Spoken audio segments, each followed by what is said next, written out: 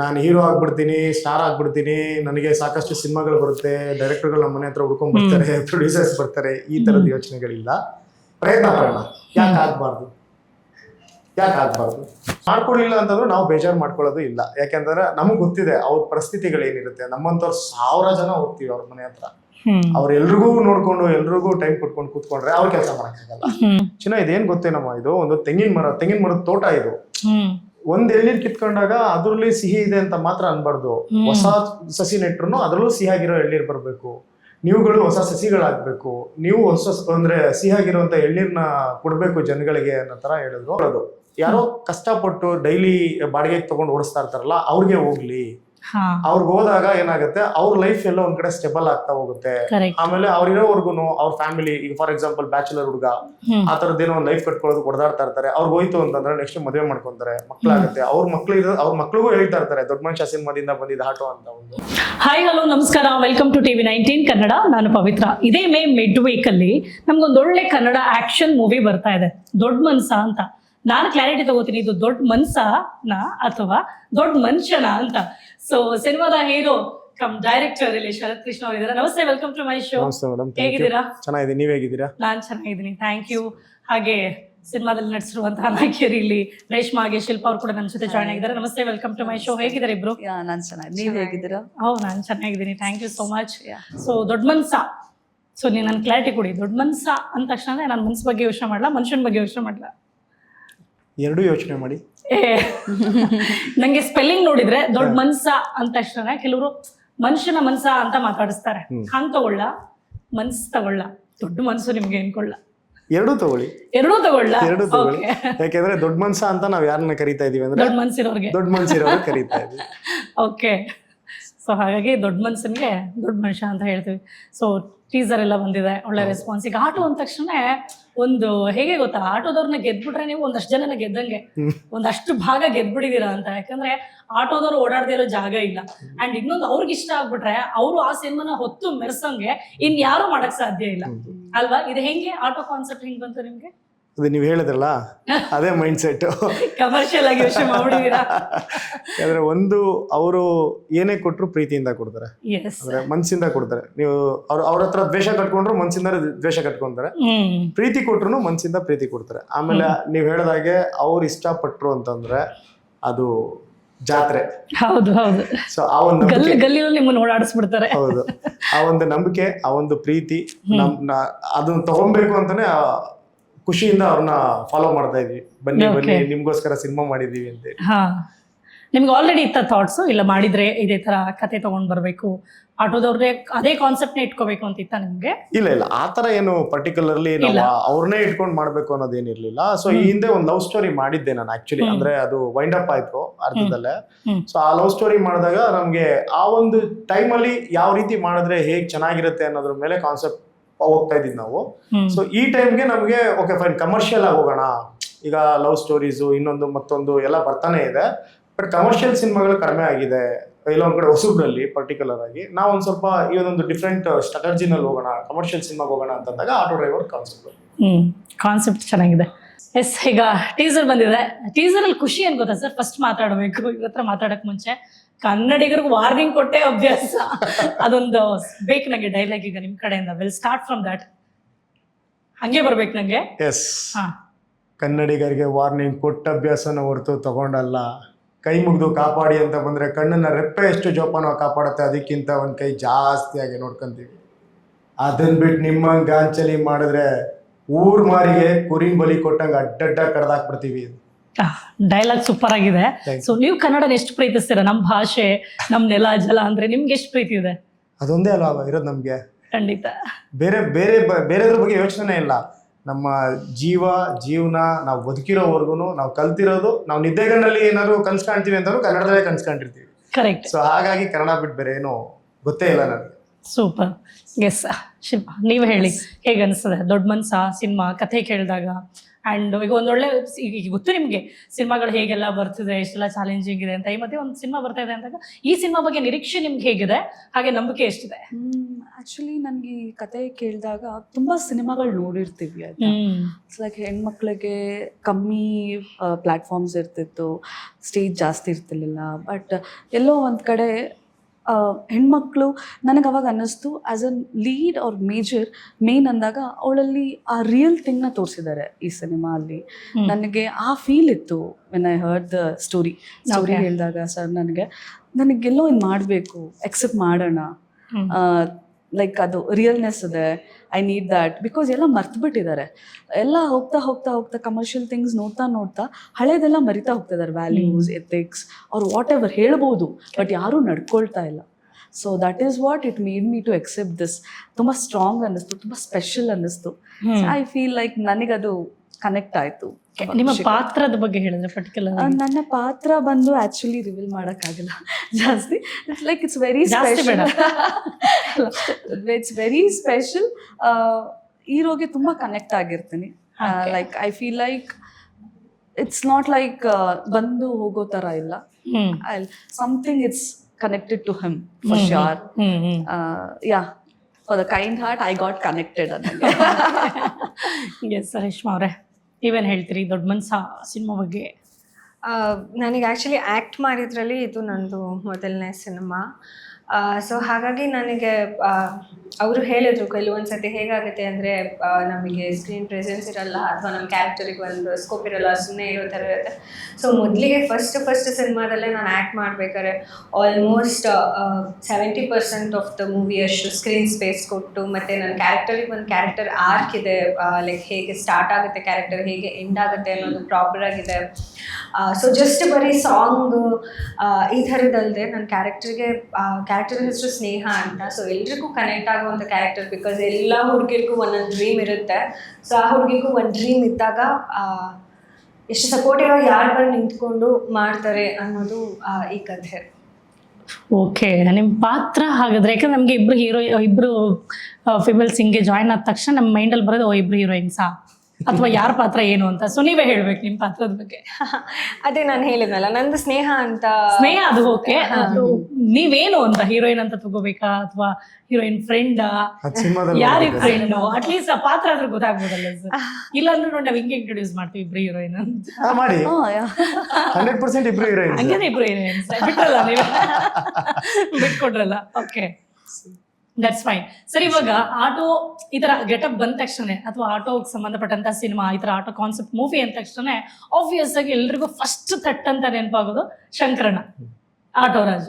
ಯಾರು ಆಟೋದಲ್ಲಿ ನೋಡಿ ಅವ್ರನ್ನ ಪೂಜಿಸದೇ ಇರೋರಿಲ್ಲ ಆಟೋದವರು ಅಂತ ಬಂದಾಗ. ಆ್ಯಂಡ್ ಇತ್ತೀಚೆಗೆ ಯಾರನ್ನಾರು ನೀವು ಕೇಳಿದ್ರೆ ಈ ಥರ ಆಟೋ ಕಾನ್ಸೆಪ್ಟ್ ಮೂವಿ ಅಂದರೆ ಆಬ್ವಿಯಸ್ ಆಗಿ ದರ್ಶನ್ ಸರ್ನ ತಗೊಳ್ತಾರೆ, ಸಾರಥಿ ಮೂವಿನ ತಗೊಳ್ತಾರೆ. ಎಲ್ಲೋ ಒಂದು ಕಡೆ ಒಂದು ಪ್ರಶ್ನೆ ಕೂಡ ಇದೆ, ನೀವು ಅದಕ್ಕೆ ಆನ್ಸರ್ ಕೂಡ ಮಾಡಿರ್ಬೋದು. ಸಾರಥಿ ಎಳೆ ಏನಾದರೂ ತೊಗೊಂಡಿದ್ದೀರಾ ಅಥವಾ ಹೇಗೆ ಅಂತ? ಅದಕ್ಕೇನೋ ಒಂದು ಅದಕ್ಕೇನು ಕ್ಲಾರಿಟಿ ಕೊಡೋದಾದ್ರೆ ಹೆಂಗೆ ಸರ್ ಇದು? ಕಂಪ್ಲೀಟ್ಲಿ ಇದೇ ಬೇರೆ, ಸಾರಥಿ ಸಿನಿಮಾನೇ ಬೇರೆ. ಯಾಕಂತಂದ್ರೆ ಸಾರಥಿ ಸಿನಿಮಾದಲ್ಲಿ ಅವ್ರದೇ ಆದಂತ ಒಂದು ಆರ್ಕ್ ಇದೆ, ಒಂದು ಕತೆ ಬೇರೆ ತರ ಇದೆ. ನಮ್ದ್ರಲ್ಲಿ ನಮ್ದೇ ಆದಂತ ಒಂದು ಕತೆ ಬೇರೆ ಇದೆ. ಕಾಲ್ಪನಿಕವಾಗಿ ಇದು ನಮ್ಗೆ ಏನು ಬೆಂಗಳೂರಲ್ಲಿ ನಡೆಯುವಂತ ಕತೆ ಇದು. ಅದರಲ್ಲಿ ಅಪ್ಪಾಜಿ ಅಂದ್ರೆ ಅವ್ರ ತಂದೆಯವ್ರದೊಂದು ಪಾತ್ರ ಇರುತ್ತೆ. ಆದ್ರೆ ಈ ತರದಲ್ಲಿ ಇವನೊಬ್ಬ ಅನಾಥ. ಸೊ ಇವನೊಬ್ಬ ಆಟೋ ಡ್ರೈವರ್ ಆಗಿ ಇವನ್ ಬದುಕನ್ನ ಹೆಂಗ್ ಕಟ್ಕೊಂತಾನೆ, ಇವನ್ ಜೊತೆನಲ್ಲಿ ಇರೋರ ಜೊತೆನಲ್ಲಿ ಹೇಗೆಲ್ಲ ಬದುಕ್ತಾನೆ, ಈ ತರ ಹೋಗುತ್ತೆ ಇದು ಕತೆ. ಆ ಸಾರಥಿ ಸಿನಿಮಾಗೂ ದೊಡ್ಡ ಮನುಷ್ಯ ಸಿನಿಮಾಗೂ ಕನೆಕ್ಟಿವಿಟಿನೇ ಇಲ್ಲ. ಓಕೆ, ಸೊ ಆಟೋ ಅದು ಕಾಮನ್. ನಿಮ್ಗೆ ಹೇಗೆ ಅನ್ಸುತ್ತೆ ಸರ್? ಈಗ ನೋಡಿ ಆಟೋ ರಾಜ ಅಂತ ತಕ್ಷಣ ಶಂಕರ ಸರ್ನ ಇವತ್ತಿಗೂ ಪೂಜಿಸೋದಿರ್ಬೋದು. ಅವ್ರ ಬರ್ತ್ಡೇ ಅಂತ ಬಂದ್ರೆ ಇವ್ರು ಸೆಲೆಬ್ರೇಟ್ ಮಾಡಂಗೆ ಇನ್ಯಾರು ಮಾಡಲ್ಲ. ಎಷ್ಟು ಚೆನ್ನಾಗಿ, ನಿಮ್ಗೆ ಎಷ್ಟು ಖುಷಿ ಇದೆ, ಹಾಗೆ ನೀವ್ ಅದ್ರ ಬಗ್ಗೆ ಏನ್ ಹೇಳ್ಬೇಕು ಇಷ್ಟಪಡ್ತೀರಾ? ಹೆಮ್ಮೆ ಇದೆ ನನಗೆ. ಮೊದಲನೇ ಸಿನಿಮಾದಲ್ಲೇ ಬಹುಶಃ ನನಗೆ ಈ ತರದೊಂದು ಪಾತ್ರನ ಭಗವಂತ ನನಗೆ ಕೊಟ್ಟಿದ್ದು, ನನ್ನ ಬಾಬಾ ನನಗೆ ಕೊಟ್ಟಿದ್ದು ಸಖತ್ ಖುಷಿ ಇದೆ ನನಗೆ. ಯಾಕೆ ಅಂತ ಹೇಳಿದ್ರೆ ಎಷ್ಟೋ ಜನ ಡ್ರೀಮ್ ಆಟೋ ಡ್ರೈವರ್ ಆಗಿ ಕಮರ್ಷಿಯಲ್ ಆಗಿ ಒಂದು ಸಿನಿಮಾ ಮಾಡಿ ಜನಗಳಿಗೆ ಕನೆಕ್ಟ್ ಆಗಬೇಕು, ಜನಗಳಿಗೆ ಪ್ರೆಸೆನ್ಸ್, ಅವ್ರು ನಮ್ಮನ್ನ ಆ ರೀತಿ ನೋಡಬೇಕು ಅನ್ನೋದು. ಸೊ ಈಗ ಲಿಸ್ಟ್ ತಗೊಂಡ್ರೆ ಬೇರೆ ಬೇರೆ ಪೊಲೀಸ್ ಕ್ಯಾರೆಕ್ಟರ್ ಇನ್ನೊಂದು ಮತ್ತೊಂದು ಅಂತ ಬಂದಾಗ ಸುಮಾರು ಜನ ಮಾಡಿರ್ತಾರೆ, ಹೊಸಬ್ರೆಲ್ಲ ಮಾಡಿರ್ತಾರೆ. ಬಟ್ ಆಟೋ ಡ್ರೈವರ್ಸ್ ಅಂದಾಗ ನೀವು ಹೇಳಿದಾಗೆ ಒಂದೇ ಒಂದು ಲಿಸ್ಟ್ ಇದೆ, ಅದು ಚಿಕ್ಕ ಲಿಸ್ಟ್ ಇದೆ. ಅದರಲ್ಲಿ ನನ್ನ ಹೆಸರು ಸೇರ್ಕೊಂತಲ್ಲ ಅನ್ನೋದು ಒಂದು ಖುಷಿ ಇದೆ ಅಷ್ಟೇ. ತುಂಬಾ ಹೆಮ್ಮೆ ಇದೆ ನನಗೆ. ಆಮೇಲೆ ಜವಾಬ್ದಾರಿ ಇದೆ. ಅವರೆಲ್ಲ ಮಾಡ್ಕೊಂಡ್ ಬಂದಿರೋ ರೀತಿನಲ್ಲಿ ಅಟ್ಲೀಸ್ಟ್ ಅದಕ್ಕೆ ಅಗೌರವ ಆಗಬಾರ್ದು, ಆಟೋ ಡ್ರೈವರ್ಸು ಅಥವಾ ಆಟೋ ಅನ್ನೋ ಒಂದು ಪದಕ್ಕೆ ಅಗೌರವ ಆಗಬಾರ್ದು ಅನ್ನೋ ಒಂದೇ ಒಂದು ಕಾರಣಕ್ಕೆ ಶ್ರದ್ಧಾಭಕ್ತಿಯಿಂದ ಈ ಒಂದು ಕ್ಯಾರೆಕ್ಟರ್ನ ನೀಟಾಗಿ ಮಾಡಿದ್ದೀವಿ. ವೆರಿ ರೆಸ್ಪಾನ್ಸಿಬಲ್ ಅಂತ ಅನ್ಸುತ್ತೆ. ಯಾಕಂದ್ರೆ ನೋಡಿ, ಈಗ ನಾನು ಹೇಳ್ದಂಗೆ ಒಂದು ಶಂಕರಣ್ಣನ ಕಂಪೇರ್ ಮಾಡಿ ಇನ್ನೊಂದು ಕಡೆ ದರ್ಶನ್ ಸರ್ನ ತಗೋತಾರೆ. ಸೊ ನೋಡಿ, ಅಷ್ಟು ಈಸಿ ಅಲ್ಲ ಯಾವ್ದೋ ದೊಡ್ಡ ಸ್ಟಾರ್ಗೆ ಕಂಪೇರ್ ಮಾಡಿ ಅಥವಾ ಆ ಥರದ್ದ ಅಂತ ಪ್ರಶ್ನೆ ಮಾಡ್ತಾರಲ್ಲ, ಆ ಪ್ರಶ್ನೆನೇ ದೊಡ್ಡದು. ಹೌದು, ಅದು ಹೇಗಿದೆ ಬಿಟ್ಬಿಡಿ, ಆ ಪ್ರಶ್ನೆನೇ ದೊಡ್ಡದು. ಸೊ ಈ ಕಂಪ್ಯಾರಿಸನ್ ನಿಮ್ಗೆ ಈಗ ದರ್ಶನ್ ಸರ್ಗೂ ಕಂಪೇರ್ ಮಾಡಿದ್ದು ಅದು ಹೇಗೆ ಅನಿಸ್ತು? ಕತೆ ಕಂಪೇರ್ ಮಾಡಿದ್ದು ಅಂಡ್ ಆಲ್ ಒಂಥರ ಹೇಳ್ತಾರಲ್ಲ ಹೊಟ್ಟೆ ಒಳಗೆ ಚಿಟ್ಟೆ ಬಿಟ್ಟಂಗೆ ಆಗುತ್ತೆ ಅಂತ, ಅದನ್ನ ಹೇಳ್ಕೊಳ್ಳೋದಕ್ಕೆ ಪದಗಳ ಸಾಲದದು. ಆ ಕಂಪ್ಯಾರಿಸನ್ಗೆ ತಗೊಂಡಿದ್ದಾರೆ ಅನ್ನೋದೇ ಖುಷಿ. ಇಲ್ಲೇ ಗೆದ್ದಿದ್ದೀನಿ ಅನ್ನೋ ತರ ಫೀಲ್ ನನಗೆ. ಸಾಕ್ ಗುರು, ನನಗೆ ನನ್ನ ಸಾರ್ಥಕತೆ ಇಲ್ಲೇ ಸಿಕ್ತು ನನಗೆ ಇವಾಗ ಒಂದು. ಯಾಕಂದ್ರೆ ಅಂತ ಲೆಜೆಂಡ್ಸು ಶಂಕರಣ್ಣ, ವಿಷ್ಣು ಸರ್, ರವಿ ಸರ್, ಆಮೇಲೆ ದರ್ಶನ್ ಸರ್, ಗಣೇಶ್ ಸರ್ ಮಾಡಿದ್ದಾರೆ ಆಟೋ ಡ್ರೈವರ್ ಕ್ಯಾರೆಕ್ಟರ್ನ. ಇವರೆಲ್ಲ ಮಾಡಿದಾಗ ಆ ಥರದ್ದು ಒಂದು ಲಿಸ್ಟಲ್ಲಿ ನಮ್ಮ ಹೆಸರು ದೊಡ್ಡ ಮನುಷ್ಯ ಶರತ್ ಕೃಷ್ಣ ಅಂತ ಕೇಳಿಸಿದಾಗ ಬಹಳ ಖುಷಿ ಆಗುತ್ತೆ. ಎಸ್, ದೊಡ್ಡ ಮನ್ಸ ಯಾವ ಥರದ cinema? I feel real. I okay. Feel real because ತುಂಬ ಕನೆಕ್ಟ್ ಆಗುತ್ತೆ. ಕಾಮನ್ ಅಂದರೆ ನಮಗೆ ಎಲ್ಲೋ ಅದು ಮಿಸ್ ಆಗ್ತದೆ ಈಗಿನ ಇದಕ್ಕೆ. ಆ ಥರ ಸಿನಿಮಾಗಳು ಬೇಕು. ಲೈಕ್ ನಮ್ಗೆ ನಾವು ಏನು ಎಕ್ಸ್ಪೆಕ್ಟ್ ಮಾಡ್ತೀವಿ, this kind of cinema it will connect us. ತುಂಬ ಕನೆಕ್ಟ್ ಆಗುತ್ತೆ, ಫೀಲ್ ರಿಯಲ್ ಅನಿಸುತ್ತೆ.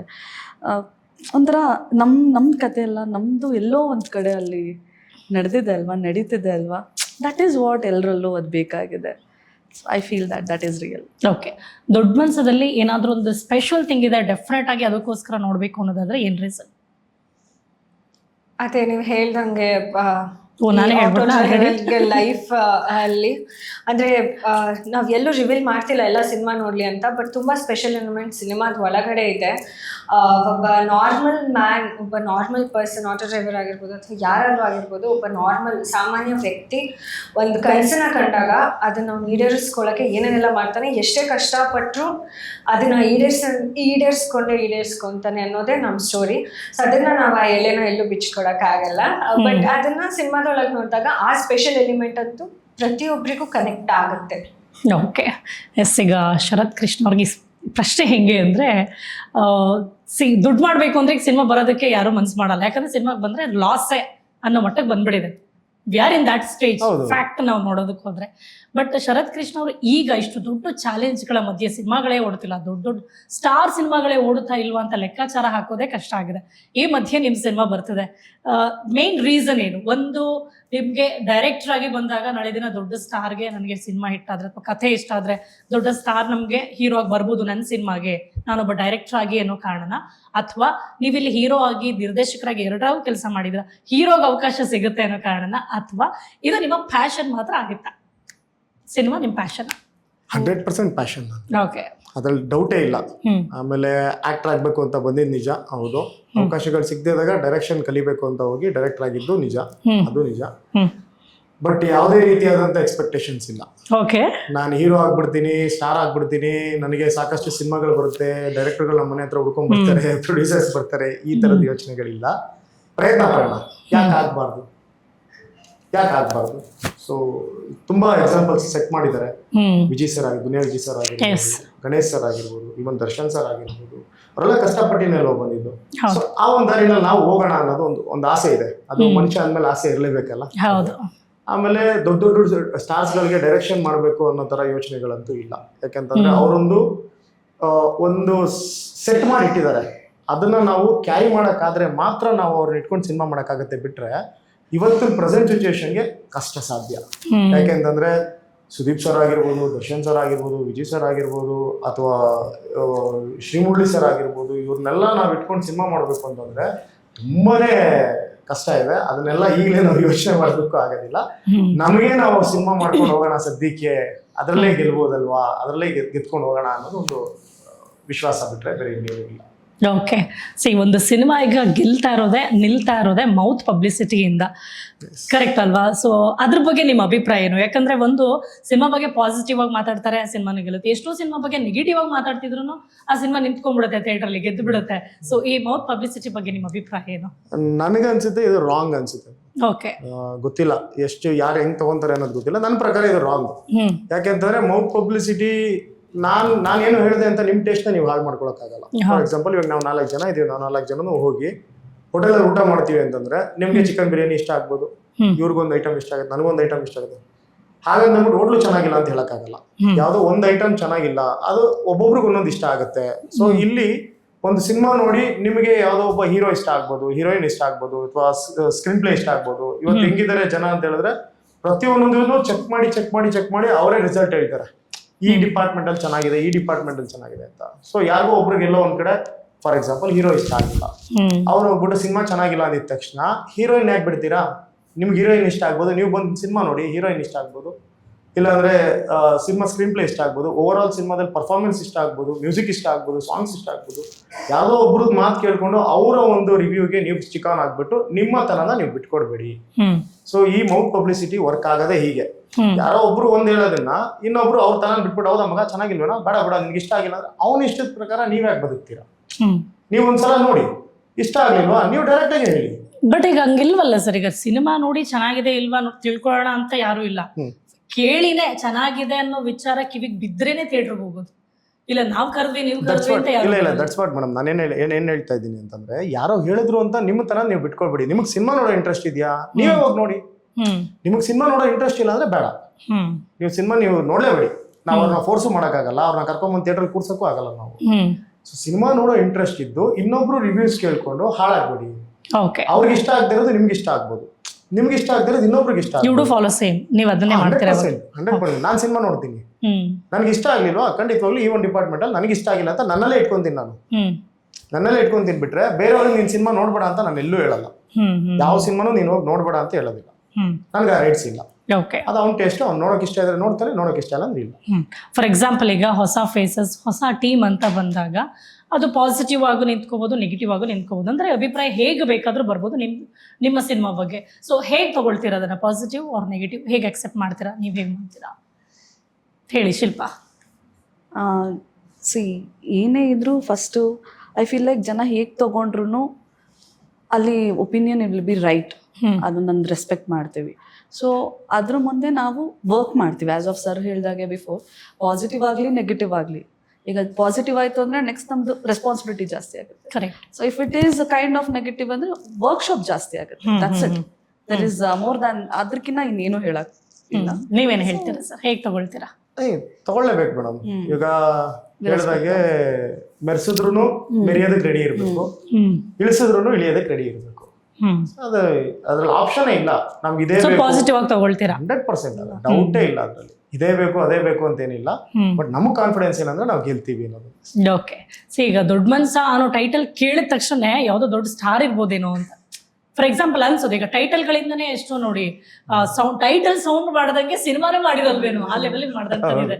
ಸೊ ಅದ್ರಲ್ಲಿ ದೊಡ್ಡ ಮನ್ಸ ಅನ್ನೋ ಟೈಟಲ್ ಕೂಡ ಹಾಗೆ ಇದೆ. ಹೆಂಗೆ ಇದು, ಎಷ್ಟು ಧೈರ್ಯ ಮಾಡಿದ್ರಿ ಈ ಟೈಟಲ್ ಇಡೋದಕ್ಕೆ? ಒಂದು ಲಕ್ಕಿಲಿ ನಮ್ಗೆ ಈ ಟೈಟಲ್ ಸಿಕ್ಕಿದ ಖುಷಿ.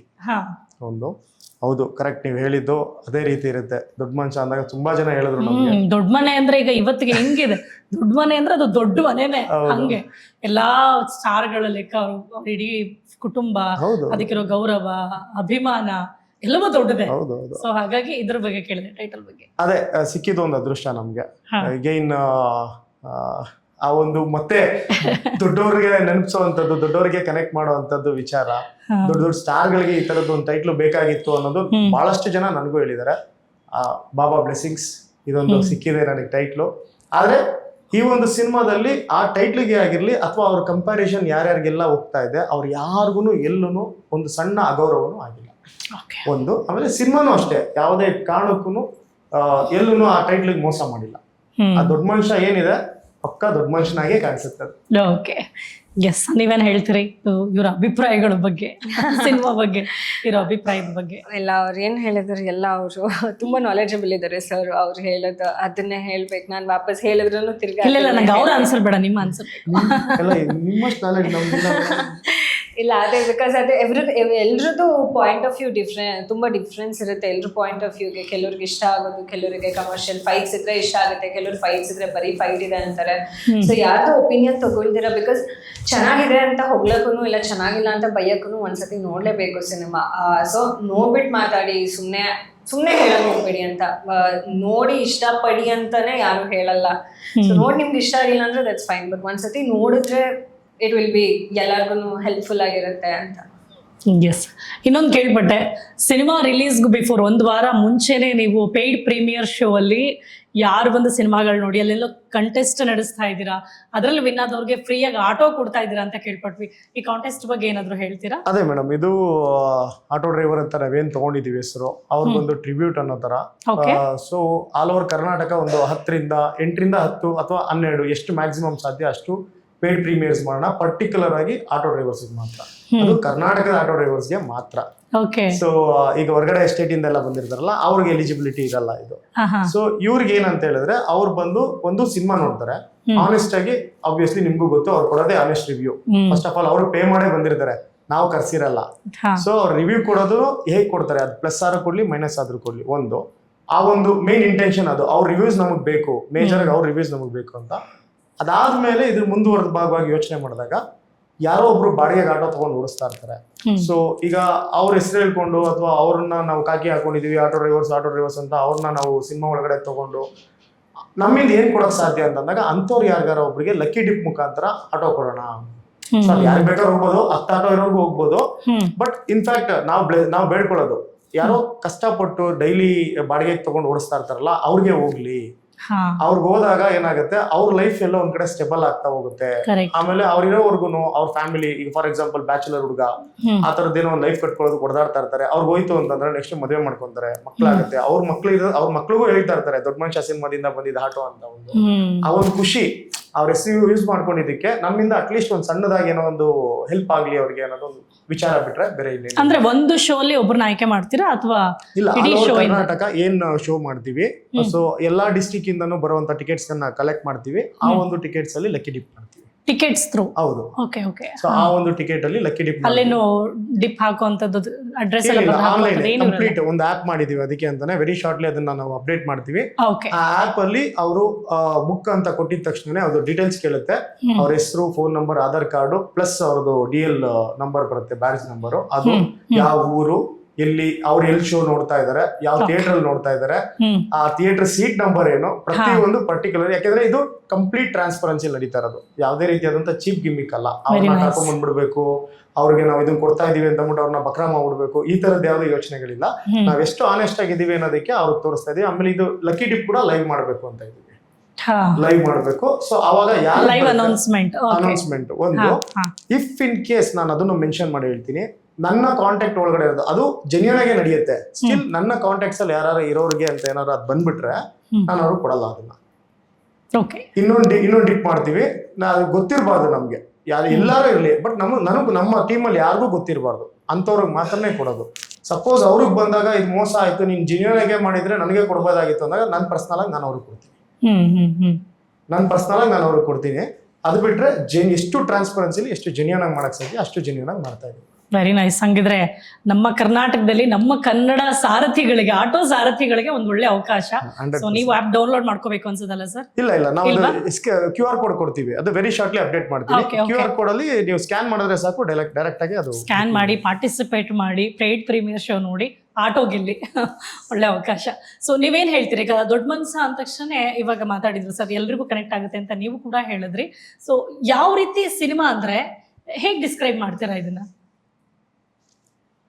ಇದು ಈ ತರದ ಸಿನಿಮಾ ಅಂತ, ಬಿಕಾಸ್ ಕೆಲವೊಂದು ಆಕ್ಷನ್ ಸಿನಿಮಾ ಅಂತ ನಾವ್ ಆಗ್ಲೇ ಹೇಳಿದ್ರು, ಬಟ್ ಯಾವ ರೀತಿ ನೋಡ್ಬೋದು? ನಮ್ಗೆ ಸಿನಿಮಾಗೆ ಅಂತ ಬಂದ್ರೆ ಡೆಫಿನೆಟ್ ಆಗಿ ದುಡ್ಡು ಕೊಟ್ಟು ಬರೋನ್ಗೆ ಎಂಟರ್ಟೈನ್ಮೆಂಟ್ ಬೇಕು. ಸೊ ಎಲ್ಲ ಎಕ್ಸ್ಪೆಕ್ಟ್ ಮಾಡ್ಬೋದಾ? ಕಾಮಿಡಿ ಎಕ್ಸ್ಪೆಕ್ಟ್ ಮಾಡ್ಬೋದಾ? ಬರೀ ಫೈಟ್ಸ್? ಯಾವ ತರ ಕನೆಕ್ಟ್ ಆಗ್ತಾ ಹೋಗುತ್ತೆ? ಇಷ್ಟ ಆಗುತ್ತೆ ಎಂಟರ್ಟೈನಿಂಗ್ ಬಗ್ಗೆ? ಎಲ್ಲ ಇದೆ. ಒಂದು ನಮ್ಮ ಸುತ್ತಮುತ್ತ ಹೇಗೆಲ್ಲ ಜೀವನ ಆಗಿರುತ್ತೋ ಅದೆಲ್ಲ ಈ ಸಿನಿಮಾದಲ್ಲಿದೆ. ಎಲ್ಲರೂ ಅನುಭವಿಸಿರ್ತಾರೆ, ಎಲ್ಲರೂ ಅವ್ರ ಲೈಫಲ್ಲಿ ನೋಡಿ. ಪ್ಲೀಸ್ ಹೇಳಿ ಸರ್. ಮೇಡಮ್ ಅವರು ಕಂಪ್ಲೀಟ್ ಮಾಡ್ಬಿಡಿ. ಅಲ್ಲ ಇದ್ರೆ ತೊಂದ್ರೆ ಇಲ್ಲ, ಹೇಳಿ ಸರ್. ಯಾಕಂದ್ರೆ ನೀವು ಹೇಳಿದಾಗೆ ಎಂಟರ್ಟೈನ್ಮೆಂಟ್ ತುಂಬಾ ಇಂಪಾರ್ಟೆಂಟ್. ಹುಲಿ ಕಾರ್ತಿಕ್ ಸರ್ ಇದಾರೆ ಅಂತಂದ್ಮೇಲೆ ಮುಗೀತು. ಇದರಲ್ಲಿ ಜೀವದ ಗೆಳೆಯ ಕರ್ಕೊಂಡು ಬಂದಿಲ್ಲ ಅವ್ರಿಗೆ, ಅವರು ಬಿಸಿ ಶೆಡ್ಯೂಲ್ಸ್ ಎಲ್ಲ. ಸೊ ಹಾಗಾಗಿ ಅವ್ರು ಇದಾರೆ ಅಂದ್ರೆ ಎಂಟರ್ಟೈನ್ಮೆಂಟ್ ಕಡಿಮೆ ಇಲ್ಲ ಒಂದು. ಆಮೇಲೆ ಕಮರ್ಷಿಯಲ್ ಮಾಸ್ ಎಲಿಮೆಂಟ್ಸ್ ಇಟ್ಕೊಂಡು ಆಕ್ಷನ್ ಸಿನಿಮಾ ಮಾಡ್ತಾ ಇದೀವಿ ಅಂದಿದ ತಕ್ಷಣ ಎಮೋಷನ್ಸ್ ನ ಬಿಟ್ಟಿಲ್ಲ, ವ್ಯಾಲ್ಯೂಸ್ ನ ಬಿಟ್ಟಿಲ್ಲ. ಒಂದು ಫ್ರೆಂಡ್ಶಿಪ್ ವ್ಯಾಲ್ಯೂಸ್ ಆಗಿರ್ಬೋದು, ಅಥವಾ ಒಂದು ರಿಲೇಶನ್ಶಿಪ್ ವ್ಯಾಲ್ಯೂಸ್ ಆಗಿರ್ಬೋದು, ಅಥವಾ ಕೆಲವೊಂದೊಂದು ವಿಚಾರಗಳಲ್ಲಿ ಕಷ್ಟ ಸುಖ, ಒಳ್ಳೇದು ಕೆಟ್ಟದ್ದು, ನೋವು ನಲಿವು ಎಲ್ಲನೂ ತುಂಬಿ ಫುಲ್ ಕಂಪ್ಲೀಟ್ ಪ್ಯಾಕೇಜ್ ಮಾಡಿರೋದು ದೊಡ್ಡ ಮನುಷ್ಯ. ಅದ್ರಲ್ಲಂತೂ ಒಂದು ಅಶ್ಯೂರೆನ್ಸ್ ಏನಂತಂದ್ರೆ ಎಲ್ಲವೂ ಒಂದು ಭಾಗ ಆದ್ರೆ ಹುಲಿ ಕಾರ್ತಿಕ್ ಸರ್ದು ಕಾಮಿಡಿನೇ ಒಂದು ಭಾಗ. ಓಕೆ. ಅವರು ಯಾವ ಟೈಮು ಸೀರಿಯಸ್ಸು ಮತ್ತೊಂದು ಇನ್ನೊಂದು ಸ್ಕ್ರೀನ್ ಪ್ಲೇ ನಲ್ಲಿ ಏನಾರ ಹೋಗ್ತಾ ಇರ್ಲಿ, ಅವರು ಮಾಡಿದ್ದೆ ಅಲ್ಲಿ ನಡೆಯೋದು ಕಾಮಿಡಿ ಅನ್ನೋದಕ್ಕೆ. ಬಿಗಿನಿಂಗ್ ಇಂದ ಕ್ಲೈಮ್ಯಾಕ್ಸ್ ವರ್ಗು ಕಾಮಿಡಿ ಮಾಡ್ತಾರೆ. ಅವ್ರು ಸೀರಿಯಸ್ ಆದ್ರೆ ಎಲ್ಲೋ ಒಂದ್ ಕಡೆ ಹಿಂಗ್ ಸೀರಿಯಸ್ ಆಗ್ತಾರೆ ಮತ್ತೆ ನೋಡ, ಬಟ್ ಕಂಪ್ಲೀಟ್ ಪ್ಯಾಕೇಜ್ ಇದೆ ನಿಮಗೆ. ಓಕೆ, ಪೈಸಾ ವಸೂಲ್ ಸಿನಿಮಾ ಅಂತ ಹೇಳ್ಬೋದಾ? ಓಕೆ. ಎಸ್ ರೇಷ್ಮಾ ಅವರೇ, ನಿಮಗೆ ಪರ್ಸನಲಿ ಸಿನಿಮಾ ಎಷ್ಟು ಖುಷಿ ಕೊಟ್ಟಿದೆ? ಬಿಕಾಸ್ ಫಸ್ಟ್ ನಮ್ಗೆ ಇಷ್ಟ ಆಗ್ಬೇಕು, ಆಮೇಲೆ ಇನ್ನೊಬ್ರಿಗೆ ಇಷ್ಟ ಆಗುತ್ತಾ ಇಲ್ವಾ ಅಂತನಾದ್ರೂ ಲೆಕ್ಕಾಚಾರ ಹಾಕ್ಬೋದು. ಆ ಥರದ್ರಲ್ಲಿ ನಿಮ್ಗೆ ಎಷ್ಟು ಖುಷಿ ಕೊಟ್ಟಿದೆ?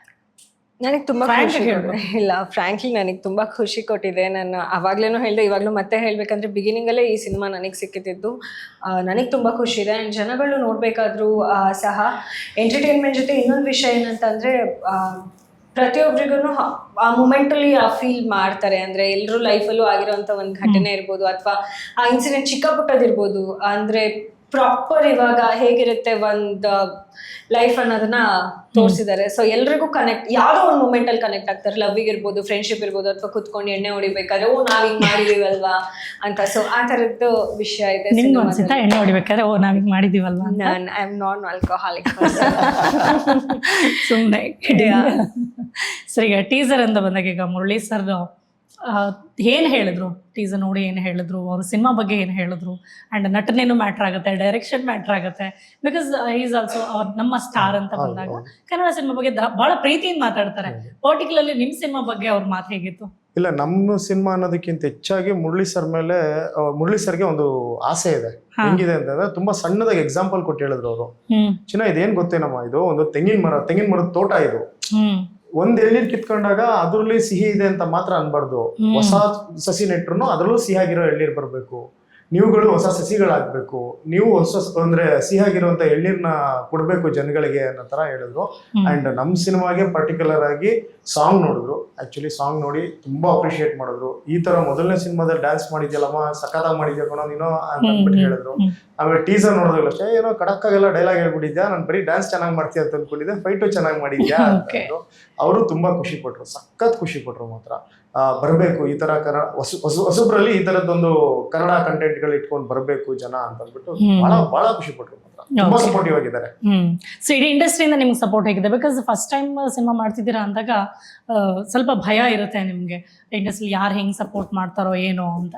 ಸೊ ಅದ್ರ ಸಪೋರ್ಟ್ ಹೇಗಿದೆ? ಅಲ್ಲಿ ಯಾರು ಗೊತ್ತಿದಾರಾ, ಅವರೆಲ್ಲ ಸಪೋರ್ಟ್ ಮಾಡ್ತಾ ಇದಾರಾ ನಿಮ್ಗೆ? ಬಹಳಷ್ಟು ಜನ ಪರಿಚಯ ಇದ್ದಾರೆ, ಪರಿಚಯ ಇಲ್ಲ ಅಂತಲ್ಲ. ಬಟ್ ಯಾಕೆ ನಾವು ಅವ್ರಿಗೆ ರೆಸ್ಪೆಕ್ಟ್ ಮಾಡ್ಬೇಕು ಫಸ್ಟ್. ಅವ್ರ ಟೈಮ್ಗಳು ಹೇಗಿರುತ್ತೆ, ಈಗ ಇಂಡಸ್ಟ್ರಿನಲ್ಲಿ ಅವರು ಕೆಲಸ ಮಾಡ್ತಾ ಇರ್ತಾರೆ, ಅವ್ರದೇ ಆದಂತ ಒಂದು ವೇನಲ್ಲಿ ಹೋಗ್ತಾ ಇರ್ತಾರೆ. ಸಡನ್ ಆಗಿ ಹೋಗಿ ನಾವು ಅವ್ರನ್ನ ಡಿಸ್ಟರ್ಬ್ ಮಾಡೋದೇ ಆಗಿರ್ಬೋದು, ಅಥವಾ ಅವ್ರನ್ನ ನಾವೇನೋ ಕೇಳಿದಾಗ ಅವ್ರು ಮಾಡ್ಲಿಲ್ಲ ಅಂದಿದ ತಕ್ಷಣ ಅವ್ರನ್ನ ಸಪೋರ್ಟ್ ಮಾಡ್ತಾ ಇಲ್ಲ ಅನ್ನೋ ತರ ಎಲ್ಲ ಫೀಲ್ ಮಾಡ್ಕೊಳ್ಳೋದಾಗಿರ್ಬೋದು. ಆ ತರದ್ದೆಲ್ಲ ಏನು ಮಾಡೋಕ್ಕಾಗಲ್ಲ. ಅವ್ರದೇ ಆದಂತ ಜವಾಬ್ದಾರಿಗಳಿರುತ್ತೆ, ಅವ್ರ ಟೈಮ್ ಸೆನ್ಸ್ ಇರುತ್ತೆ, ಅದನ್ನ ಮಾಡ್ಕೊಂತ ಹೋಗ್ತಾ ಇರ್ತಾರೆ. ಬಟ್ ನಮಗೆ ಇಲ್ಲಿವರೆಗೂ ಯಾರ್ಯಾರೆಲ್ಲ ನಾವು ಮಾತಾಡಿದೀವಿ ಅವರೆಲ್ಲ ಸಪೋರ್ಟಿವ್ ಆಗೇ ಇದ್ದಾರೆ. ಟೈಮ್ ನೋಡ್ಕೊಂಡು ನಿನ್ಗೆ ಏನ್ ಬೇಕು ಚಿನ್ನ ನಾನು ಮಾಡ್ಕೊಡ್ತೀನಿ ಅಂತಾನೆ ಹೇಳಿದ್ದಾರೆ, ಯಾರು ಇಲ್ಲ ಅಂತ ಹೇಳಿಲ್ಲ.